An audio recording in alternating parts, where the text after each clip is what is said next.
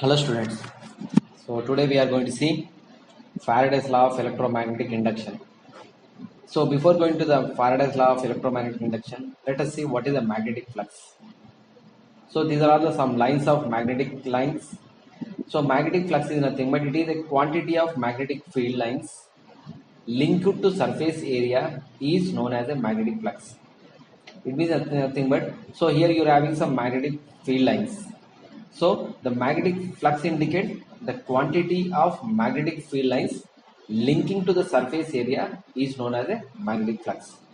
This magnetic flux is indicated with phi b, where phi b is equal to b dot a, where b is a magnetic flux density and a is a area of cross section. So here we are going to see now Faraday's law. In the Faraday's we are having two laws. Faraday's law 1. So the Faraday's law 1 states that the change of this magnetic flux linked to the coil induces an EMF across the coil. So in the previous slide we have seen what is the magnetic flux. If there is a change of magnetic flux, if you change the magnetic flux or if there is any change in the magnetic flux linked to the coil, that induces an EMF across the coil. What do you mean by EMF? Electromotive force. It means that if there is a change in the flux, then there will be induced EMF in the coil. So Faraday did one experiment that, so he has taken, like he took one magnetic bar and one coil. This is one coil which is connected to some galvanometer. So how you are going to get change in the magnetic flux? The change in the magnetic flux is obtained by moving this magnetic bar to and fro. So if you move this magnetic bar, so the change in the magnetic flux is obtained if you move this magnetic bar to and fro. If you move towards the coil or if you move away the coil, then you are going to get your, if you move this magnetic bar towards the magnetic coil, towards the coil, there is a increase in the linking of the flux. If you move the bar away from the coil, then there will be the decrease in the linking of the flux. That is nothing but, so by moving this magnetic bar, you are going to get the change in the magnetic flux. This is a one more, this is one case.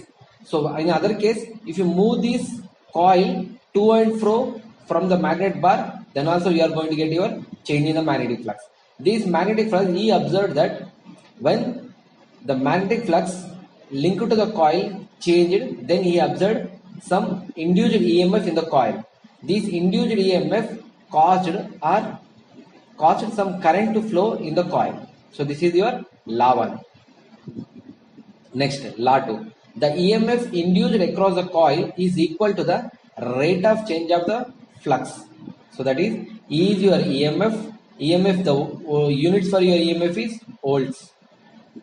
So this induced EMF is equal to rate of change of flux. Here negative some symbol indicates always this EMF opposes the change of flux. Now let us see the equation. E is equal to minus d phi by dt. E is nothing but your voltage. E is nothing but that is a voltage.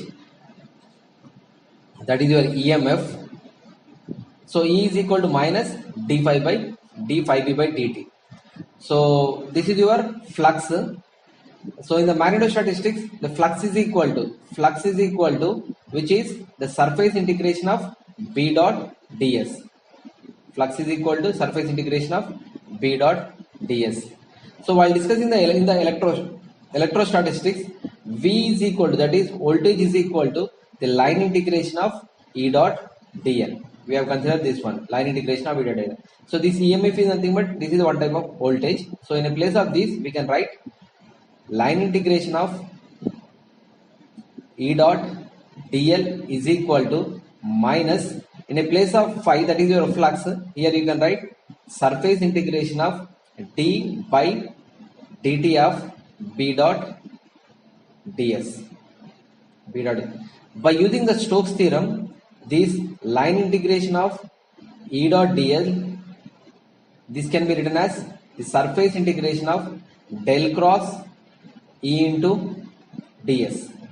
Let us, by using the Stokes theorem, this can be written as the surface integration of del cross E into ds, which is equal to minus the surface integration of dou by dou t of b dot, that is ds. So if you observe here, in a case of del cross E, here you are having dou b by dou t ds. So by comparing this LHS and RHS part, so here we can write del cross E is equal to minus dou b by dou t. So this is a Maxwell equation for your time varying field. So while discussing the Maxwell equation, so we come across four equations. That is your del dot d is equal to 0, and del dot d is equal to rho v, and del dot b is equal to 0, del cross h is equal to that is j, and del cross e is equal to 0. But for magnetostatistics, you are going to get del cross E is equal to minus dou B by dou T. Just identify this difference. Del cross E is equal to dou B by dou T. This we are going to see. This is a that is the Maxwell equation for by using the Faraday's law. This is for time varying fields. Why it is for time varying fields? Because here the magnetic field is varying with respect to the time, which is producing the time varying current. So whenever there is a magnetic field which varies with respect to time, the field changes, the flux changes, which tends to produce a current in this coil. That coil will be, so whenever this magnetic field or magnetic bar moves towards it, some amount of current flows, something in this direction. Whenever it is moved away from, the current direction will be in this. It means that you are going to get this type of current in the galvanometer. So ammeter will measure this type of sinusoidal wave current. It means that the time varying magnetic field is producing some time varying current. So that's why here you got del cross E is equal to minus dou B by dou T. So in the next class we are going to see the boundary conditions for magnetostatistics. Boundary conditions for dielectric to dielectric. Thank you.